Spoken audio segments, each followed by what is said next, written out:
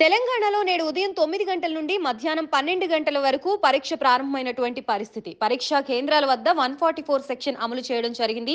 ఈ నెల 28 నుండి మార్చి 16 వరకు పరీక్షలు జరగనున్నాయి. ఉమ్మడి నల్గొండ జిల్లాలో ఇంటర్ పరీక్షలు రాయనున్న 62,056 మంది విద్యార్థులు. నల్గొండ జిల్లాలో 50 పరీక్షా కేంద్రాలు, పరీక్షకి హాజరు కానున్న 32,895 మంది విద్యార్థులు. సూర్యాపేట జిల్లాలో 32 పరీక్షా కేంద్రాలు, హాజరు కానున్న 16,602 మంది విద్యార్థులు.